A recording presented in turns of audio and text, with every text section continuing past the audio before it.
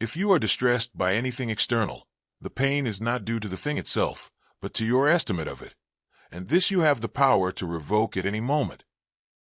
Marcus Aurelius. In a world addicted to instant reactions and emotional outbursts, the ability to pause, to reflect, to choose your response is rare and powerful.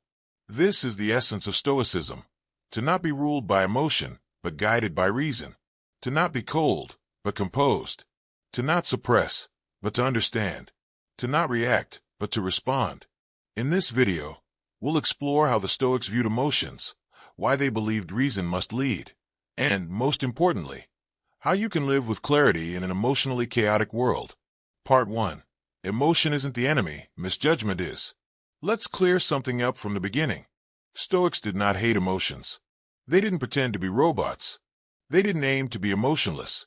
What they did say was this: emotions, especially the destructive ones, fear, anger, envy, anxiety, are not random forces.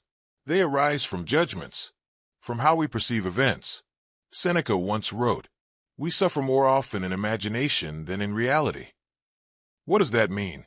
That much of our suffering isn't caused by the event, but by our interpretation of it. Think about it. Someone cuts you off in traffic. You're angry. Why? Because you judge that action as disrespectful, deliberate, unjust. Now imagine the same scenario, but you find out the driver was rushing their child to the hospital. Your emotion shifts, not because the action changed, but your judgment did. The Stoics taught us to question our first reactions, to ask, is this truly bad, or am I seeing it that way? In doing so, we regain control. Part 2. The role of reason, inner commander. Epictetus compared the mind to a ruling faculty. You are not your body. You are not your wealth. You are not even your emotions. You are your judgment, your ability to choose how you see the world. The Stoics called this the hegemonikon, your inner commander. When reason leads, chaos recedes. And yet, in modern life, emotion often comes first. Social media thrives on outrage. News thrives on fear. Marketing thrives on insecurity. And we, if we're not careful, become prisoners of stimulus and reaction. But you don't have to be. You can train your mind to pause, to reflect, to ask before acting. What is in my control right now? What judgment am I placing on this? What would a wise person do? Reason over emotion isn't suppression. It's sovereignty. Part 3.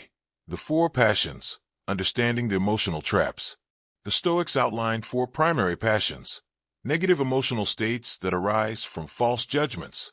1. Fear, the expectation of future harm.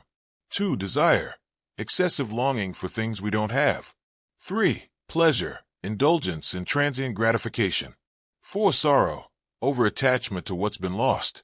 They aren't evil. They're signals, but they become dangerous when we don't challenge them. Example: you feel anxious before a job interview. That's fear, a judgment that failure would be devastating. But is that true? Or is it just ego talking? Seneca said, "He who fears death will never do anything worthy of a living man." We can replace fear with preparation. We can replace desire with contentment. We can replace pleasure chasing with discipline. We can replace sorrow with acceptance. How? By using reason. Part 4. Practical tools to train reason. So, how do we make reason stronger than emotion? 1. Pause and observe. In any emotional trigger, create distance. Before reacting, say, "Let me look at this." Even 3 deep breaths can shift your brain from reaction to reflection. 2. Name the emotion.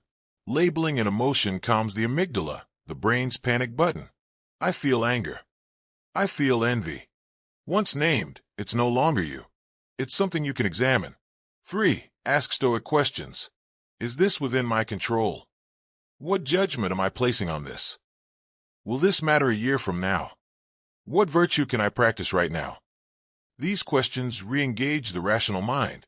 4. Write it out. Journaling is a powerful Stoic tool. Marcus Aurelius wrote meditations not for an audience, but to train his mind. Write your thoughts. Dissect your emotions.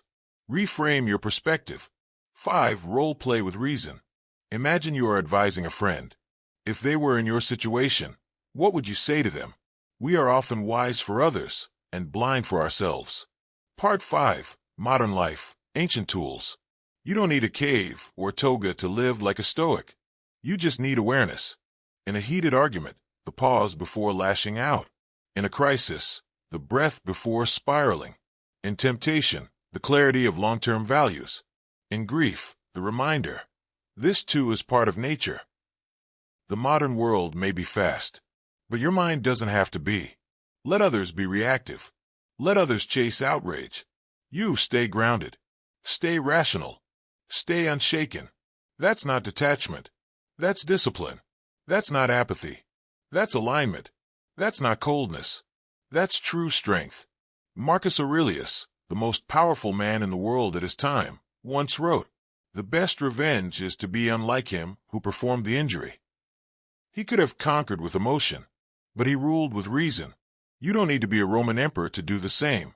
You just need to master your mind, because the real battlefield isn't out there, it's in here. So the next time you feel overwhelmed, ask, is this emotion my master or my signal? Can I pause, breathe, and choose clarity instead? That's how you stay unshaken. That's how you live with reason over emotion. And that's how you build a mind that no storm can move. Train your mind. Live with purpose. Subscribe for more Stoic insights every week.